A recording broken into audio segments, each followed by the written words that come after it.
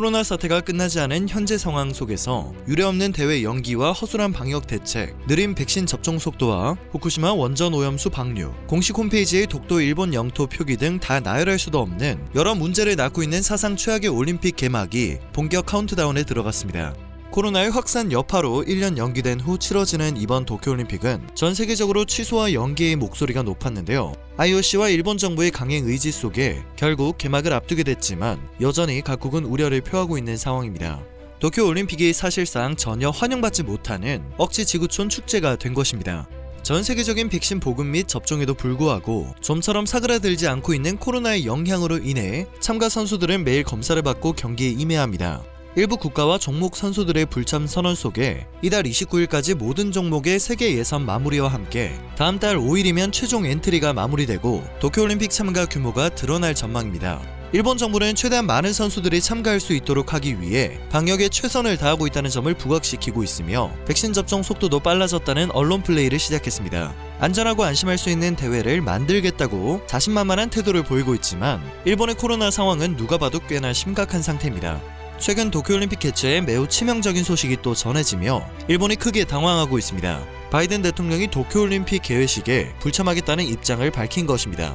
22일 요미우리 신문은 미국 정부가 올림픽 개회식의 고위급 파견 문제를 놓고 막바지 검토 중이라며 바이든 대통령은 일단 불참하는 쪽으로 기울었다는 보도를 전했습니다. 스가 총리와 일본 정부는 지난 G7 정상회의에서 바이든 대통령이 도쿄올림픽 개최와 관련해 지지 입장을 표명했다는 소식을 자신있게 전달한 바 있습니다. 너무 과장되고 자신만만했던 전달 과정 때문인지 일본에서는 왜 갑자기 참석을 하지 않는 것이냐는 황당한 반응을 보이며 미국을 쏘아붙이고 있는데요. 바이든 대통령은 당초 개최와 관련해 지지 입장을 표현한 것이지 참석 여부를 놓고는 일절 자신의 생각을 말한 적이 없다는 것이 팩트입니다.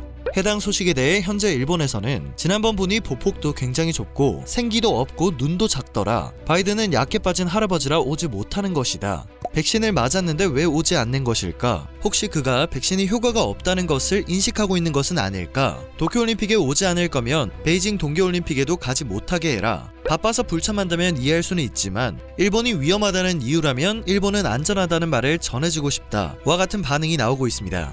다른 이유를 어떻게 해서라도 꼭 찾고 싶은 듯한 반응들이 대부분이었죠. 일본 정부와 일본 언론의 상황도 크게 다르지 않습니다. 바이든 대통령이 올림픽 불참을 선언했는데 당사자의 입장 확인 없이 가능성을 거론하며 희망 회로를 열심히 돌리고 있기 때문입니다. 일본 정부는 미국 카멀라 해리스 부통령, 질 바이든 영부인 등을 대안으로 거론하며 희망을 버리지 않고 있습니다. 물론 질 바이든 여사의 공식 입장이나 의견 등은 언급되지 않았으며 그저 일본 스스로 질 바이든 여사라도 오길 바란다는 마음을 표현한 것으로 해석되고 있습니다. 꼭 대통령이 올림픽 개회식에 참석할 의무가 있는 것은 아니기 때문에 불참이 이례적인 일은 아닌데요. 우려 속에 강행을 하는 올림픽이기 때문인지 일본은 조금이라도 나쁜 영향을 줄 수 있는 소식에 굉장히 예민하게 반응을 하고 있는 듯합니다. 그리고는 가장 이상적인 시나리오를 상상하는 것인데요. 벌써 바람 중 하나였던 해리스 부통령의 참석은 지나친 상상에 그칠 뿐이었다는 현실을 마주했습니다. 일본 외교가에서는 부친이 자메이카 출신이고 모친이 인도계인 첫 아시아계 부통령 해리스의 방일이 도쿄올림픽을 계기로 성사된다면 아시아 외교 무대에 대비하는 성격을 띈다는 얘기가 돌았다고 합니다. 억지가 없지 않아 있기에 일부러 퍼뜨린 말이 아니냐는 의혹도 있었는데요. 해리스 부통령은 바이든 정부 현안인 불법 이민 문제를 관장하기 위해 이달 첫 외유로 멕시코 등 중미 국가를 순방해 어차피 아시아 외유가 어려운 것으로 알려졌습니다. 도쿄올림픽 개회식에 참석할 수 없는 것입니다. 때문에 일본 언론은 미 영부인을 그 대안으로 희망하고 있는 것이죠. 요미우리 신문은 질 바이든 영부인이 이달 영국에서 열린 G7 정상회의를 통해 국제 외교 무대에 대비해 의욕적으로 활동했고 2012년 런던 올림픽 때는 미셀 여사가 개회식에 참석했다며 흥분감을 드러냈습니다. 확정된 사실이 아닌 희망사항에 불과한 것인데 자기들끼리 흥분하며 신남을 감추지 못했다는 사실은 그만큼 일본의 간절함을 나타내는 대목입니다. 미 정부 고위 관계자에 따르면 도쿄올림픽 때 누구를 참석시킬지는 최종적으로 여론 동향을 고려해 판단될 예정이라고 합니다. 결국 일본은 결정된 바도 없는데 해리스 부통령과 질 바이든 여사 등을 상상으로 동원한 셈이 되고 말았는데요. 여전히 일본은 올림픽 개막식에 참석할 가장 유력한 후보들을 거론하며 희망 회로를 돌리고 있습니다. 앞서 전날 일본 도쿄올림픽 조직위원회와 IOC, 도쿄도와 일본 정부 등은 온라인 회의를 열고 올림픽 관중 상한선을 최대 1만 명으로 공식 결정해 논란을 산 바 있습니다. 무관중 올림픽 개최를 검토하던 당국이 갑자기 최대 1만 명 관중 허용 방침을 정한 것에 대해 찬반 논란이 뜨거운 상태입니다.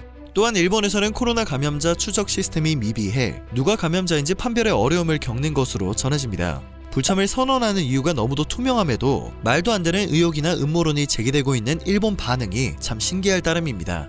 우리나라는 코로나 백신 조기 확보에 다소 늦었다는 평가를 받았지만 백신이 충분히 확보된 현재는 매우 빠른 속도로 접종률이 올라가고 있습니다. 이는 IT 기술이 뒷받침된 탄탄한 의료 인프라와 백신을 별다른 차질 없이 보급한 보건당국의 노력, 그리고 국민들의 적극적 참여 덕분인 것으로 분석되고 있죠.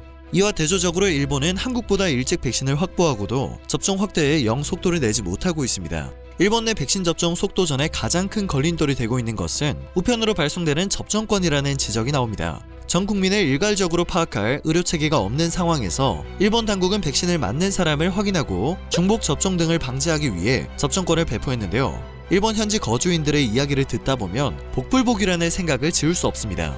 지난해 아베노마스크가 그랬듯이 가장 빨리 도착한 지역과 가장 늦게 도착한 지역 사이에 엄청난 시간적 차이가 발생했기 때문입니다. 마스크야 조금 늦게 도착해도 그러려니 넘어갈 수 있겠지만 백신은 상황이 아예 다릅니다.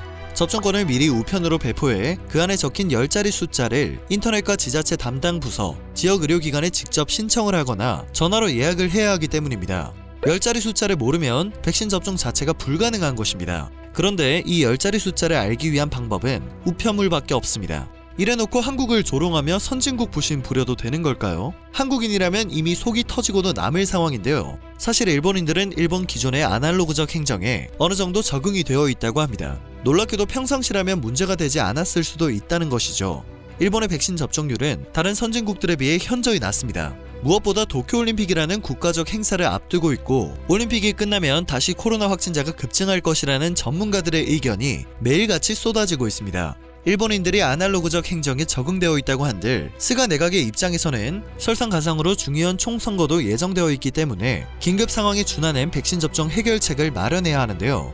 고작 해결책이라는 것이 주말에 학교 체육관이나 도서관 등에서 백신 예약 안내 세트 우편물을 만드는 것이었습니다. 이러한 와중에 심지어 일본 정부는 대만에 이어 이번에는 태국에 아스트라제네카 백신을 무상으로 제공하는 결정까지 내린 상황입니다. 백신을 앞세운 외교전을 본격화하겠다고 나선 것인데요. 이마저도 핀트가 제대로 나간 선택이 아닐까 싶습니다. 자국 백신 접종률이 매일 화두에 오르고 있는데 보관 중인 백신을 어떻게 하면 빨리 접종할 수 있을지를 생각하지 않고 다른 나라에 제공하는 대책을 세우다니 그저 놀라울 따름입니다. 얼마 전 대만에서는 일본에서 지원받은 백신을 접종받은 후 67명의 사망자가 발생했습니다. 대만 방역당국은 백신 접종과 사망 간의 인과관계가 명확하지 않다고 판단했지만 이번 사건으로 대만 내에서는 일본에 대한 악감정이 커지고 있습니다. 그래서는 안 되겠지만 혹여나 태국에서도 비슷한 사건이 발생하는 경우 비난의 화살은 호의를 가장해 접종하지 못하는 백신을 처리하는 일본을 향할 것으로 보입니다. 날이 갈수록 일본이 어떻게 선진국이 될 수 있었을까 하는 의문이 커지다 못해 이제는 미스테리해지네요.